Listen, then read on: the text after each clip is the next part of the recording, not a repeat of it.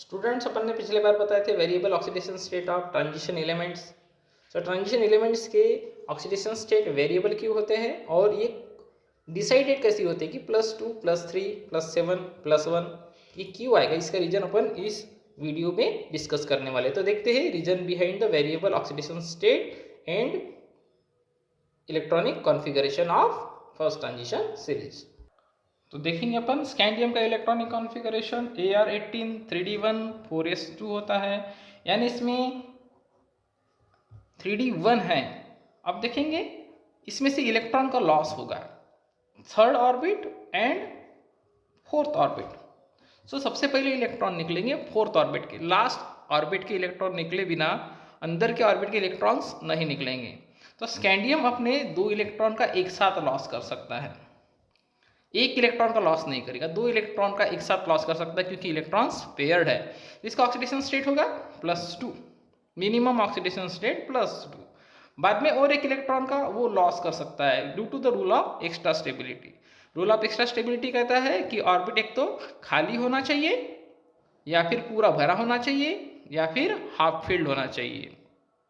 So rule of extra stability के हिसाब से स्कैंडियम को अगर स्टेबल होना है तो अपने 3D1 में से एक इलेक्ट्रॉन को लॉस करना पड़ेगा, और ये 3D1 का लॉस करेगा तो ऑलरेडी 2 इलेक्ट्रॉन लॉस किया है तो और एक इलेक्ट्रॉन लॉस हो जाएगा तो +3। That is the scandium has +2 and +3 oxidation state. दूसरा एलिमेंट होता है टिटेनियम। टिटेनियम का है 3D2 4s2। ये भी पहली चौथे ऑर्बिट में से इलेक्ट्रॉन का लॉस करेगा, सो इसका ऑक्सीडेशन स्टेट हो जाएगा +2। अब तीसरा वाला लॉस करेगा तो +3, चौथा इलेक्ट्रॉन का लॉस करेगा तो +4, तभी वो स्टेबल बनेगा, ये स्टेबल हो जाएगा। इसलिए इसका इलेक्ट्रॉनिक कॉन्फ़िगर, इसका ऑक्सीडेशन स्टेट +2 +3 और +4 होगा।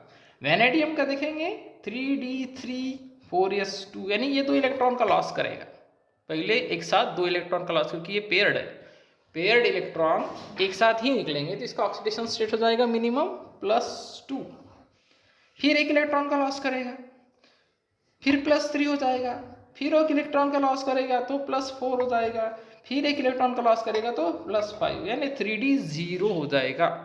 3D 0 हो जाएगा तो रूल ऑफ एक्स्ट्रा स्टेबिलिटी कहता है कि अगर ऑर्बिट कंप्लीटली वैकेंट है तो वो स्टेबल होता है। अब देखेंगे नेक्स्ट एलिमेंट क्रोमियम। क्रोमियम का 3D5 4s1 होता है, एनामोलस इलेक्ट्रॉनिक कॉन्फ़िगरेशन। सो ये कितने इलेक्ट्रॉन का लॉस करेगा, देखेंगे यहाँ अनपेयर्ड इलेक्ट्रॉन है, अभी तक के सारे इलेक्ट्रॉन पेयर्ड थे। स्कैंडियम में 4s2 इसलिए +2 से स्टार्ट, टिटेनियम में 4s2 इसे +2 से स्टार्ट, वैनेडियम में भी 4s2 था इसलिए +2 से स्टार्ट हुआ था।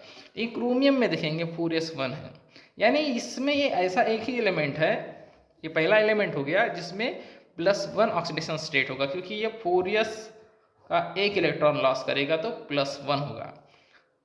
ये 4s 0 हो गया, बाद में 3D5 है, सो एक इलेक्ट्रॉन का और लॉस करेगा। वैसे तो ये स्टेबल ही है, लेकिन अगर लॉस करना ही है तो एक इलेक्ट्रॉन लॉस करेगा, क्योंकि ये हाफ फील्ड ऑर्बिटल है, या ऐसे भी स्टेबल है, लेकिन लॉस करना ही है तो एक और इलेक्ट्रॉन का लॉस करेगा तो +2 हो जाएगा।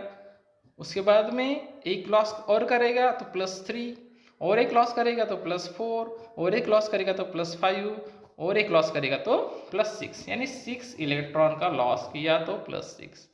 सो they have the variable oxidation state from +1 to +6। Next element देखेंगे मैग्नीज, और मैग्नीज में क्या है देखेंगे, मैग्नीज का 3D5 4s2। अब 4s2 फिर से आ गया है, इसलिए ये दोनों इलेक्ट्रॉन का एक साथ लॉस करेगा, इसलिए +2 से स्टार्ट होगा।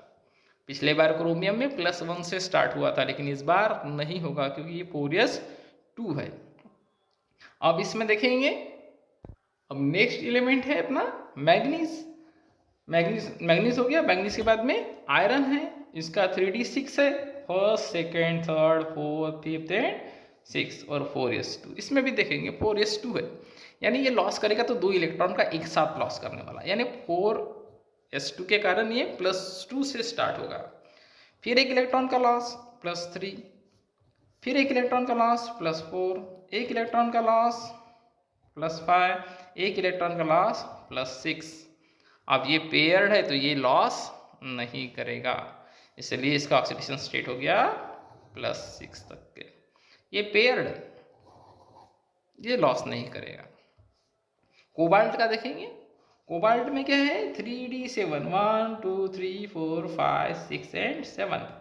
ये भी देखेंगे 4s2 है तो इसका भी स्टार्टिंग हो जाएगा +2 से, +3 +4 +5 तक के ही होगा, क्योंकि बाकी ये पेयर्ड इलेक्ट्रॉन्स और पेयर्ड होने के कारण ये इसका लॉस नहीं करेगा। सो इसका ऑक्सीडेशन स्टेट +2 से लेकर के +5 तक के।